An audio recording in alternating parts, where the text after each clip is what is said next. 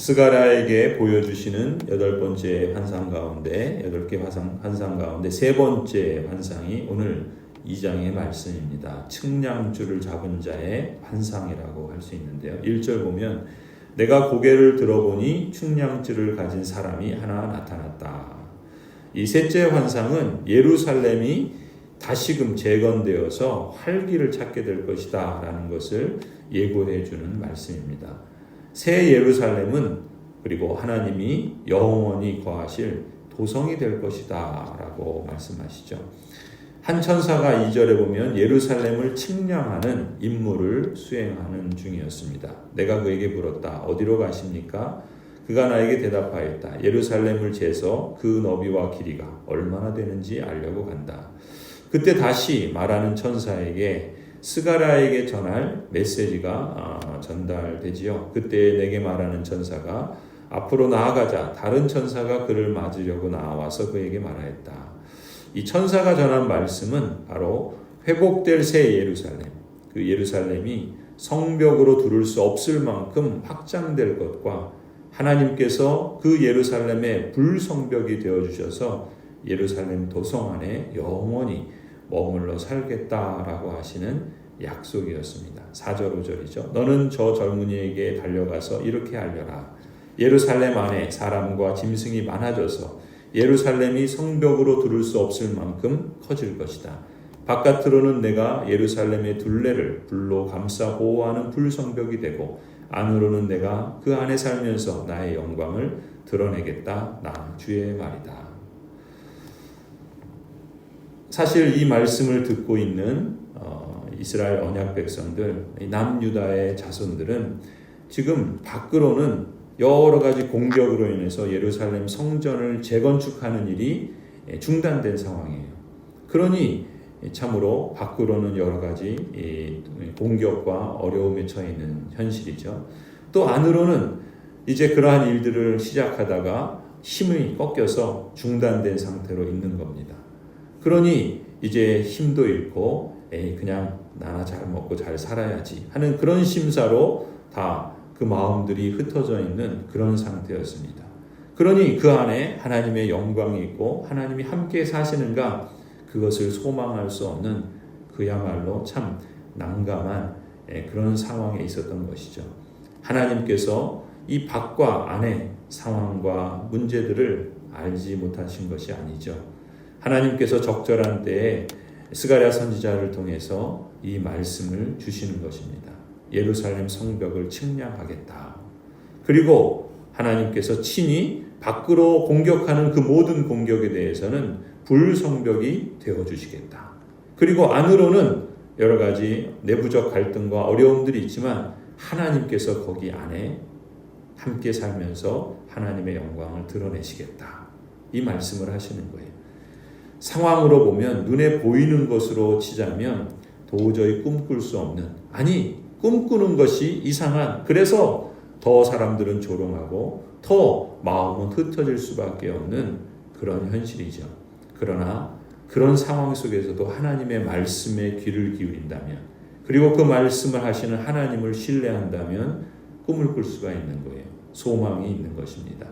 하나님의 백성, 살아있는 공동체는 늘 현실에 보이는 것으로 머무르지 않고 안주하지 않고 포기하고 낙심하지 않고 하나님의 말씀 속에서 약속과 하나님께서 행하실 것을 신뢰하는 믿음의 여정을 걸어가는 것이죠. 그것이 이 스가랴 선지자를 통해서 지금 유다 언약 백성들에게 말씀하시는 내용이라고 할 수 있습니다. 그러면서 하나님께서 또 이제 다른 한편으로는 6절부터 보면 하나님께서 북방 바벨론을 치실 것이다 라고 선언하시죠. 그러니 그 바벨론 도성에 남아있는 사람들은 빨리 빠져나오라고 명령하십니다. 어서 너희는 북쪽 땅에서 도망쳐 나오너라. 나 주의 말이다. 내가 너희를 하늘 아래에서 사방으로 부는 바람처럼 흩어지게 하였지만 이제는 어서 나오너라. 나 주의 말이다. 이 바벨론 포로를 말씀하시는 것이죠. 그러나 이제는 그 포로 생활에서 나오라 이렇게 말씀하시는 겁니다. 7절 바벨론 도성에서 살고 있는 시온 백성아 어서 빠져나오너라. 만군의 주님께서 이렇게 말씀하신다. 주님께서 나에게 영광스러운 임무를 맡기시고 너희를 약탈한 민족에게로 나를 보내시면서 말씀하신다. 너희에게 손대는 자는 곧 주님의 눈동자를 건드리는 자다. 내가 손을 들어 그들을 치면 그들은 저희가 부리던 종에게 노략질을 당할 것이다. 그때야 비로소 너희는 만군의 주님께서 나를 보내셨음을 알게 될 것이다. 유다 언약 백성들을 하나님께서 치셨죠. 그래서 그들을 흩으셨고 그들이 바벨론의 포로로 오랫동안 약탈을 당하고 살았습니다. 그런데 하나님께서 이제 그 약탈한 민족을 다시 치시면서 새로운 민족으로 그 바벨론을 멸망시키시겠다. 그래서 주님의 눈동자와 같은 언약 백성을 건드리는 자를 이제 주님께서 오히려 그들을 부리던 종에게 그들이 또 사용했던 그 민족에게 노략질을 당할 것이다. 하나님께서 이제 그러한 일들을 행하신다. 그러니 시온의 백성아 너희는 어서 빠져나와라. 이렇게 촉구하시는 것입니다. 그러니까 이 말씀은 어떤 면에서는 이 출애굽 사건을 연상시키는 거예요. 이스라엘 언약 백성들이 히브리인들이 이집트를 급하게 빠져나와야 했던 것처럼 하나님께서 지금 바벨론 포로를 살고 있는 유다의 언약 백성들에게 다시금 그 말씀을 하시는 것이죠. 어떤 점에서 이 유다 백성들은 오랫동안 바벨론의 도성에서 또 그 제국 안에서 살면서 정착을 하고 또 나름대로 예레미야 선지자의 기도처럼 그곳에서 터전을 마련하고 살게 됐습니다. 70년이면 짧지 않죠. 거의 두 세대가 되는 시기니까 이민을 가면 두 세대가 되면 어느 정도 정착이 됩니다. 그런 것처럼 이제 바벨론 제국의 돈, 권력, 문화, 여러 가지 선진 문물 이런 것들에 젖어서 안주하면서 살 수 있는 그런 상황 속에서 하나님께서 거기서 속히 빠져나오라 말씀하시는 거예요. 소돔과 고모라에 안주했던 자들이 악한 그 도성과 함께 하나님의 불심판으로 멸망했던 것처럼 지금 이제 유다의 백성들이 이 바벨론 제국의 삶에 안주하면서 그들과 함께 심판을 받지 말라라는 것입니다. 속히 벗어나야 할 삶의 자리가 악한 자리라고 한다면 그것을 벗어나야 돼요. 그것을 가까이 하면 안 됩니다. 과감하게 끊고 그것을 절연시켜야 하는 것이죠. 거기서 나와야 한다라는 것을 말씀하고 있어요. 거기서 안주하고 거기서 적당히 타협하고 또 거기서 적당히 자신의 삶을 살아가려고 한다면 오히려 그들과 함께 멸망하게 될 것을 말씀하시는 것이죠. 이처럼 재건된 새 예루살렘, 그 새 예루살렘은 하나님의 영원한 거처가 될 것이고 그들이 안주하려고 하는 바벨론 도성은 하나님의 심판 가운데 처해질 것이다. 그러니 이제 하나님께서 허락하시고 또 펼쳐가시는 새로운 역사 속에 이 유다 언약 백성들뿐만 아니라 이방인들도 참여하게 되는 그러한 평화의 도성, 그야말로 예루살렘 평화의 샬롬의 도성이 될 것이다 라고 말씀합니다. 그게 10절부터 13절이에요. 도성 시온아 기뻐하며 노래를 불러라. 내가 간다. 내가 너 안에 머무르면서 살겠다. 나 주의 말이다. 그날에 많은 이방 백성들이 주님께 와서 그의 백성이 될 것이며 주님께서 예루살렘에 머무르시면서 너희와 함께 사실 것이다. 그때야 너희는 만군의 주님께서 나를 너희에게 보내셨음을 알게 될 것이다. 주님께서는 그 거룩한 땅에서 유다를 특별한 소유로 삼으실 것이며 예루살렘을 가장 사랑하는 도성으로 선택하실 것이다.